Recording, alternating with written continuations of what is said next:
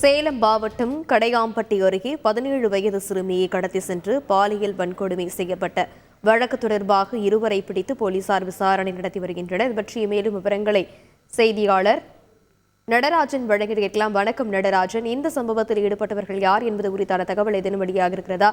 அவர்கள் மீது என்ன நடவடிக்கை எடுக்கப்பட்டிருக்கிறது? சேலம் மாவட்டம் ஓமலூர் அருகே உள்ள காடையாம்பட்டி தாலுகா கேமோரூர் கிராமத்தைச் சேர்ந்த 16 வயது சிறுமி.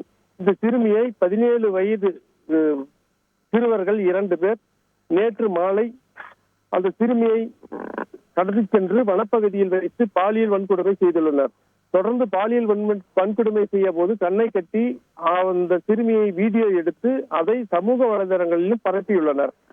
இந்த தகவல் அறிந்து இந்த சிறுமியின் பெற்றோர்கள் ஊர் பொதுமக்களிடம் கூறிய போது ஊர் பொதுமக்கள் ஒன்று சேர்ந்து தீவட்டிப்பட்டி காவல் நிலையத்தில் புகார் அளித்துள்ளனர்.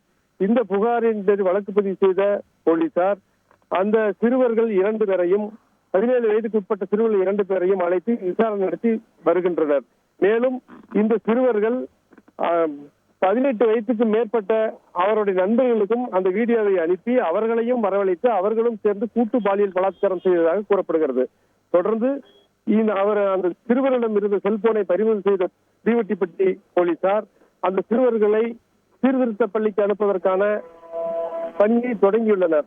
மேலும் 18 வயதுக்கு மேற்பட்ட வாலிபர்களும் இந்த கூட்டு பாலியல் தொடர்பில் ஈடுபட்டுள்ளதாக கூறப்படுவதால் அவர்களையும் தீவிரமாக தேடி வருகின்றனர். இந்த காடையாம்பட்டி பகுதியில் 16 வயது சிறுமியை 17 வயது கொண்ட 2 சிறுவர்கள் கடத்தி சென்று பாலியல் வன்கொடுமை செய்ததும், இவர்கள் வணிக ரீதியான ஆட்டோக்களை ஓட்டி வந்ததும், அந்த ஆட்டோவிலே கடத்தி சென்று வனப்பகுதியில் வைத்து பாலியல் வன்கொடுமை செய்ததும் பரபரப்பை ஏற்படுத்தி உள்ளது. விரிவான விவரங்களுக்கு நன்றி நடராஜன். செய்திகளை உடனுக்குடன் தெரிந்து கொள்ள உடனே சப்ஸ்கிரைப் பண்ணுங்க.